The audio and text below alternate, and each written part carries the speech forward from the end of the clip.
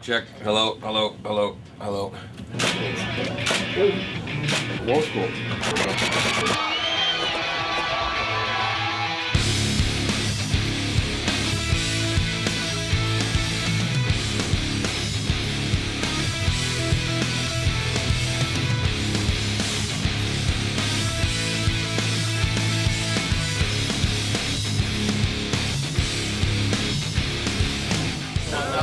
I suck. Breakfast, lunch, and dinner. Popcorn. All right, so let's start off with how you came up with the title Chapter 5 for the album. How did that happen? Let's throw it to you. Take it away, Aaron. It would be because it's the fifth record that we've done together. When I write lyrics, it's usually about a moment in time, and so this would be the fifth chapter of my, I guess, journal entries or however you might look at it.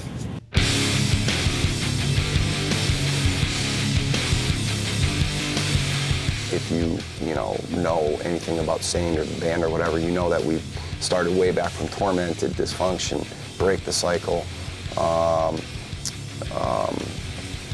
14 Shades of Grey, and now Chapter 5. The coming up with the names of the record is kind of funny. It's like, I think it's probably always the last thing that ever gets done.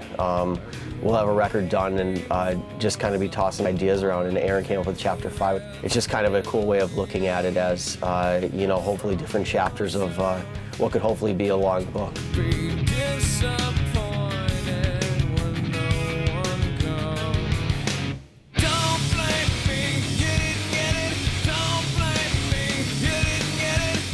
Everyone always asks us, there's a lot of pressure making a record, and it happens every time you make a record, and it does. I'd say it was both stressful and stress-free because we're more experienced actually being in the studio, but yeah, there's more pressure because it's your fifth record. Going in and writing for Chapter 5 was kind of like starting over. There is no record that's more important than the other, and you have to kind of approach every record like it's the first record. It's your proving record. We put pressure on ourselves, and we do get pressure from basically just from the industry. You want to put out a good product every time.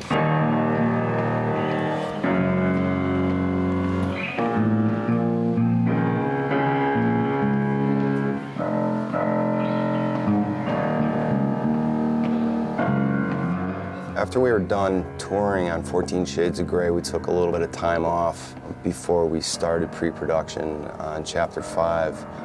And we pretty much went in with the same approach we have on most of the records. During the whole time of the touring cycle, I kind of started backlogging ideas, kind of like I always do. I'll carry around a little cassette player and just put riffs down on it and kind of forget about them and move on until I started coming up with some things that I thought were interesting and I thought Aaron might want to sing over and thought he might like it.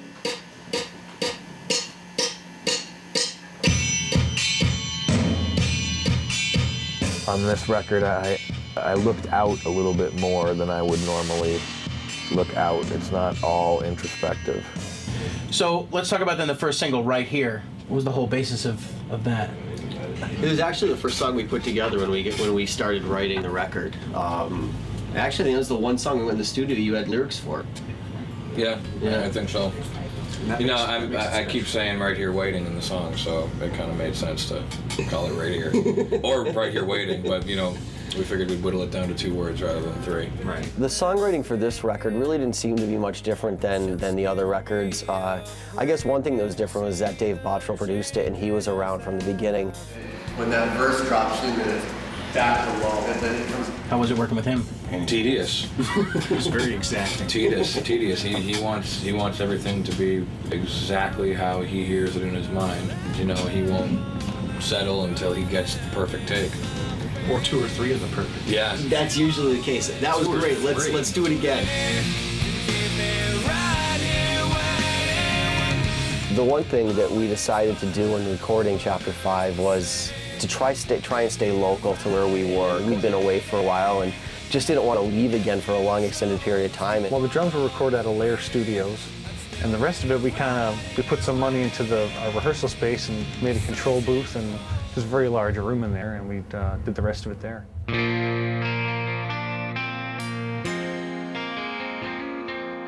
It was much healthier for me to be closer to home, to be able to almost have a 9-to-5 job type of thing going on, only it was from, from noon to 11. After you've been doing it a long time like we have, being home is really nice. So it's nice to be around while you're in the studio and be around familiar surroundings.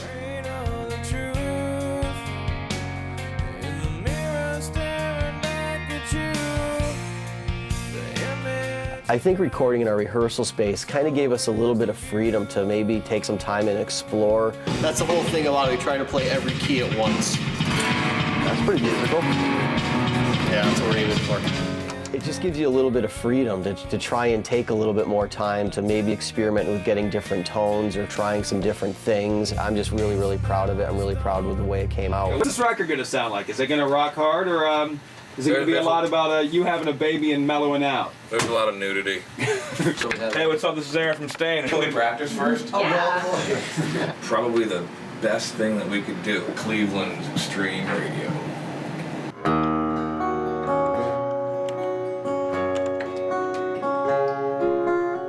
Well, once we had finished the record, we wanted to make sure that we got out there and kind of reached out a little bit to the people that helped us. We decided to go on this promotional tour where we got in a tour bus and we went out for about 3 weeks or so. We did 3 or 4 radio stations a day where we would go and we'd play a couple songs on the radio station. I've never lived before. Somebody shake me 'cause I must be sleeping.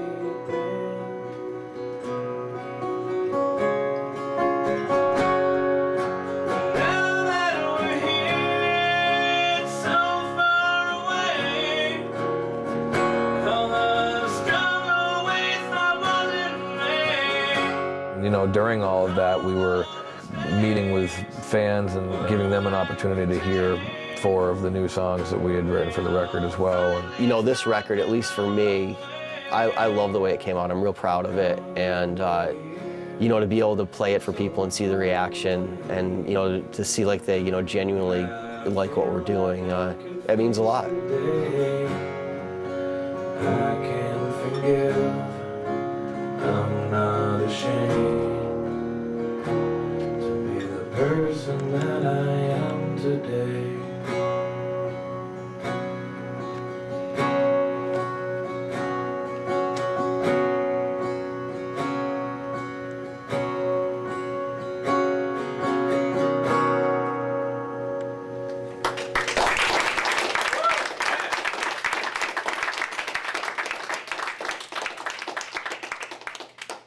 We are now on the way to the big rock show in Boston, man. We're gonna rock the fucking house out, bro. Why do you have your Boston shirt on? Because today, I'm gonna stop being a pig. We do this, which is basically a free concert at Town Hall. Tell's the name of the place? City Hall Plaza. City Town Plaza.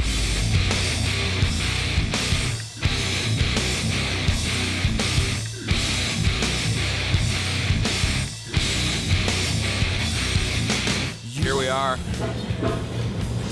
downtown Boston. Just finished smoking a fatty. First thing I did today is I went out and I bought the new CD, which is kind of a tradition on the day the CD comes out is to go and buy it, at least for me. I don't know though, I have the $3 rebate here. I don't know if I'm gonna send that in or not. I think I'll probably just hang on to it. But yeah, there it is. Came out today after lots of hard work, so hopefully everybody likes it.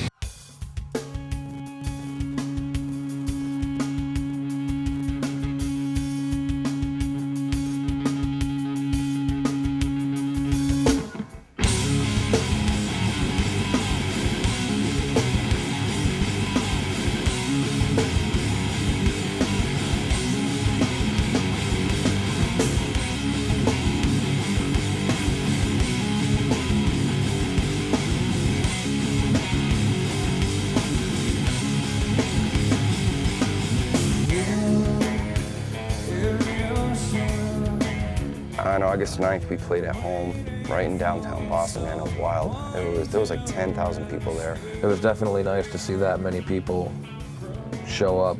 The people just kind of disappeared off the back. We were supposed to go on at 7:30, and I remember about 20 to 7, the police were getting a little nervous because so many people had showed up, and you know, the crowd was getting a little rowdy, and they really wanted us to go on early, and I think they kind of rushed us to the stage at about quarter over 10 to 7. They're like, "You guys really need to go on now," because things were getting a little out of hand. So pretty much got ready in about 5 minutes, and we just went up on stage and started playing. This is called Devil.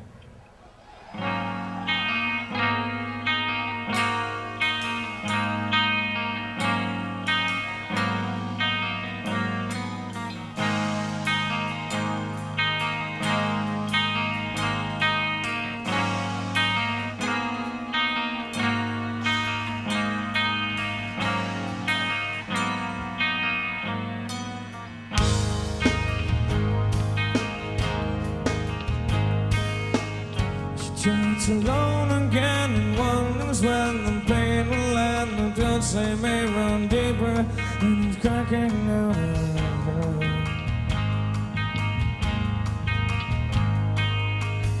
And every time she needs to do the things that she believes will fill the void inside of her, 'cause he was never there.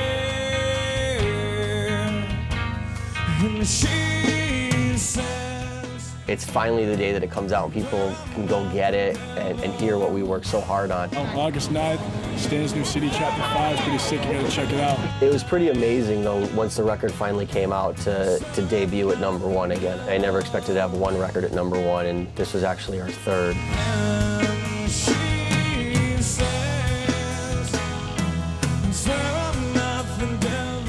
Not only are we in our hometown, but you know, all those people came out, showed their support. And to be able to play the show in Boston where all these people showed up and play a bunch of those new songs and to get the reaction that we got was an awesome feeling. It lit a little bit of a fire under our ass to, hey, maybe people still want to hear what we have to offer.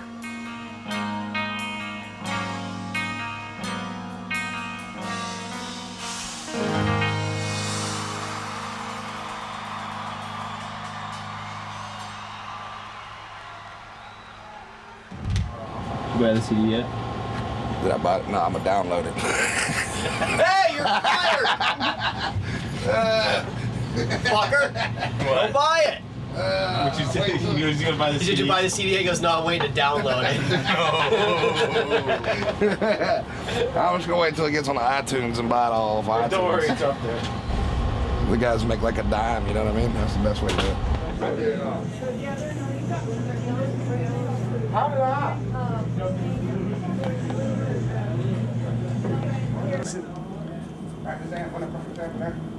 It's a machine.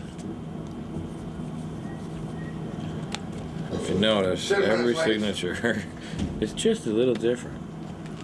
Oh, I got that one. Oh, I got that one. Oh. Wow, did you see the speed I just signed those in? Last week. All right, well then fuck this. Yeah, fuck that thing, dude. All right, I'm not gonna bother with this right now. I kind of have an idea where you guys That was like yesterday's it. show. Let me know where I'm at. Yeah, more like we'll see that before. All right, I'm doing it. I got it. The whole song felt slow last night, But that was last night though. You said that was too slow. The only way I can process it, I have to try to do the picking. This song is the first song off our new CD. It's called Right Here.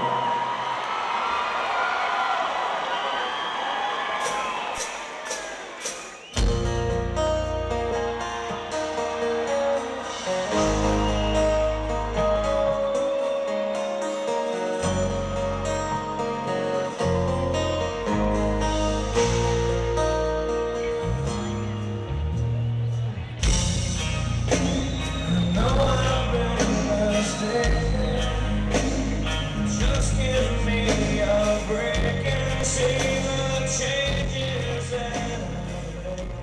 In the live show, I mean, I think we try to do, something similar to what we do on the records, which is, just trying to incorporate some of the more aggressive stuff we do with some of the, either softer or more acoustic side of what we do. Our live show is what it is. We've always just kind of tried to let the music speak for itself.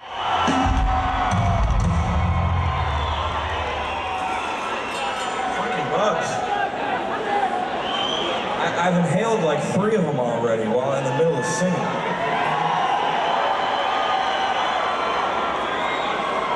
Need to use more smoke or something. When you're up there on stage, you're trying hard every night, you know what I mean?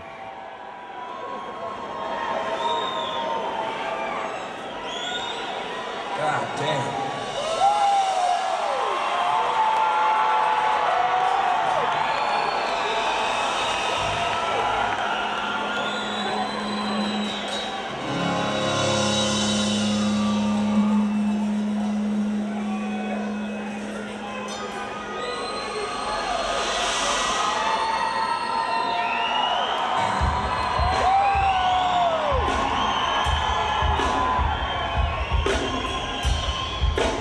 We're here to play golf, because that's what we do every day.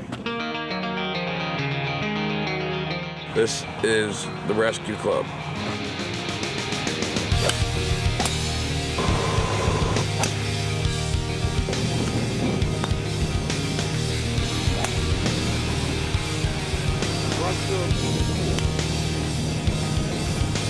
think we're Minneapolis, St. Paul, Minnesota. I think that's where we are. We're at Eagle Valley Golf Course.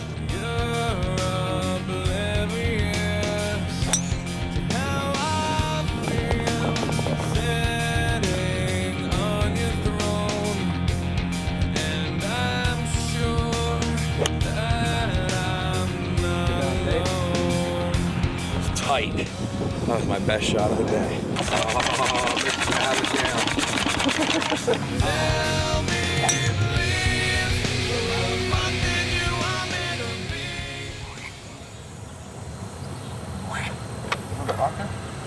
Went through the bunker over the other side. Is that a fucking eagle, dude? Yep. Was it? Yeah. Check out that eagle. See him? Hi, buddy. Walk right under there. He won't do anything to you. Walk right under there. If anything, he's just gonna fly away.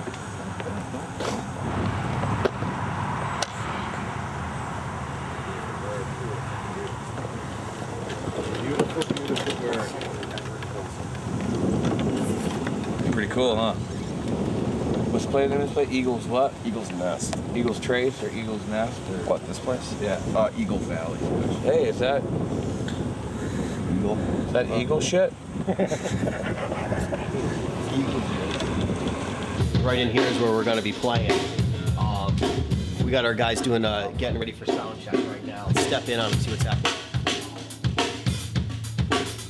This is our sound check for our little shindig we're doing here. Rock and roll, ready? No, that's what the camera blocks. Oh, I see. This is what we're playing.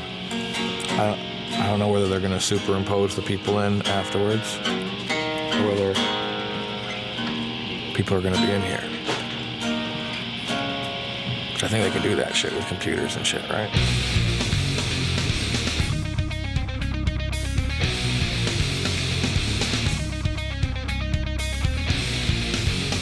This is Major League pitcher Todd Jones, closer for the Florida Marlins, a buddy of ours. We're trying to hit off him at wiffle ball. Watch.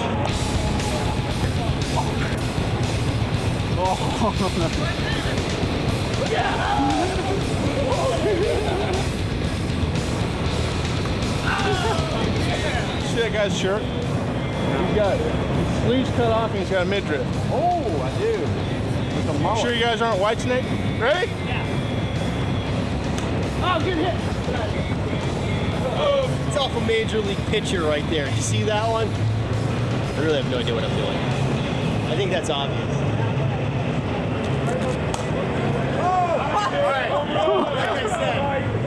Like I said, Like I said, I really have no idea what I'm doing. You know what? You do really have a good swing. Yeah, not bad. Actually, just as much. You've got as good a swing as I've got a guitar riff. Okay, perfect. That's the thing. So I pretty can much, rock the way you rock, just about the way you pitch. Pretty much no potential then. Well, I mean, we're less than zero. I mean, it's your show, so you're not bad. You're not bad. Not bad. So we've actually been out on a really good tour now since about the end of June or so. We've been out with Three Doors Down, Breaking Benjamin, and No Address. It's been a good tour. It was a little tough at first because we had such a long break, but I think we've gotten back into it.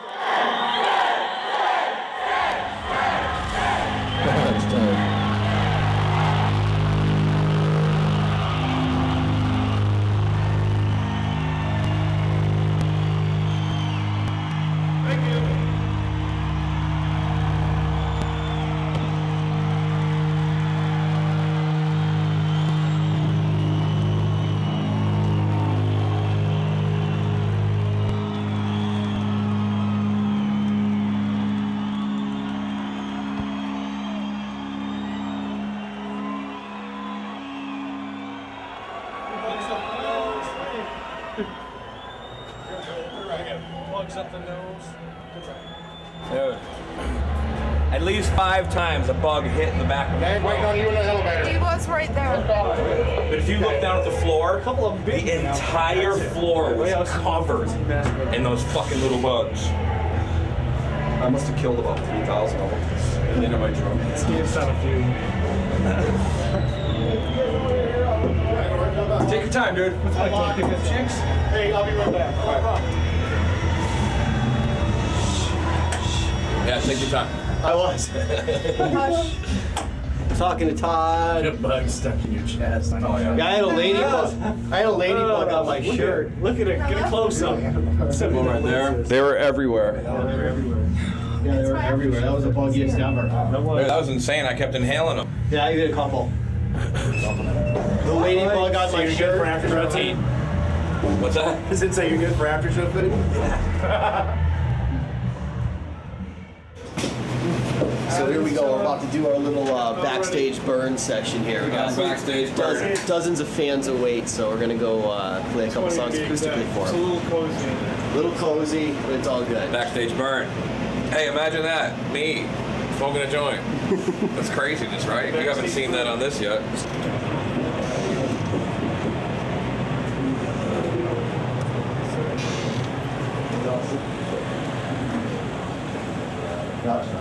Outside it's more control. Yeah.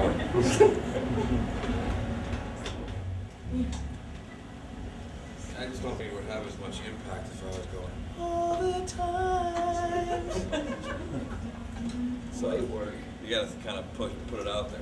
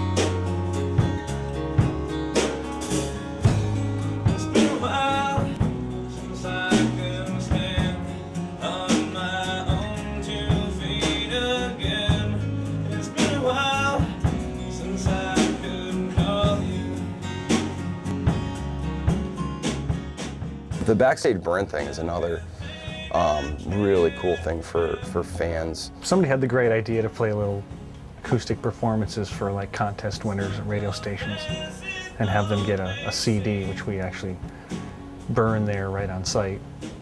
They got a machine that duplicates them and stuff. So they get to go home with a CD and the performance they just heard. Everyone's original. They'll have different mistakes and stuff in them. Just acoustic guitars and acoustic drums, and I'm playing with brushes and whatever. And it's just a mellow version of some of the songs we play live.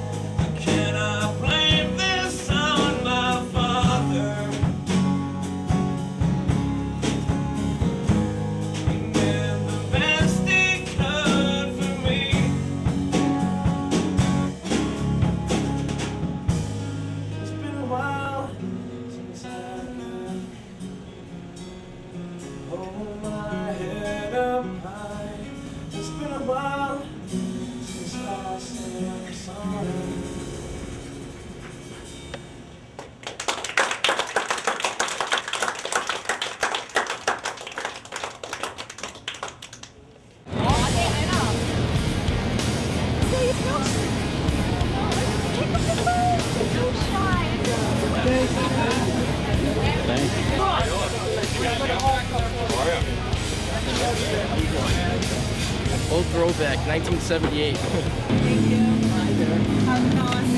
It's just a desire to be a musician we've all had since we were very young, and we finally got to where we are, and we're trying to stay out here as long as possible. We've all driven each other to get better and to keep pursuing this. Obviously the fans is the biggest help in that, as far as that goes. Springfield, Mass. Awesome. Keep rocking it. That's a good homemade one right there. That is. The bootlegger? Yeah, there you go. Thank you. We still love to do it. We still love to play live. We still love to write music. It's actually our fans who will keep us here and doing this. If people are going to still be interested in what we do and allow us to write music and put out records and tour and all that, we'll do it as long as we can. You guys are awesome. No, we're not. No, we're not. Well, when you're doing everything. You're awesome. Thank you. I appreciate that. It's great to know that there's people out there that, support what we do and want to be a part of it. It's all about trying to keep that fan base or give something back to the people that have helped us. One of the most important things that I can say in this is that you're only around because the people that enjoy what you do are allowing you to be around. We're nothing without the people that choose to go out and buy our records, without the people that choose to support us and come out and see us in the live show, and the people that send me the letters that I read that help me put everything into perspective. I truly believe that, there's thousands of people out there that are so much more talented than I could ever dream of being. And that, I'm really lucky to be here, and I'm really lucky to have people that will go out and will purchase and support what it is that we do. And without those people, we don't exist. Without having music and without being able to express myself in that way, I don't know what I would do with all the stuff that I stuffed down. One of the things that I hear all the time from fans of the band is that I've helped them through things in their life, and man, our fans have helped me so much more than I could have ever possibly helped them, by listening to me, by actually hearing what I have to say. Because, I went through most of my life feeling like what I had to say meant nothing. And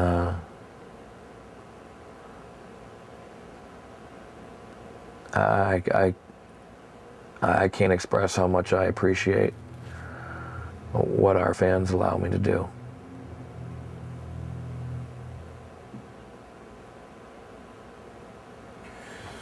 Started to get a little choked up there at the end.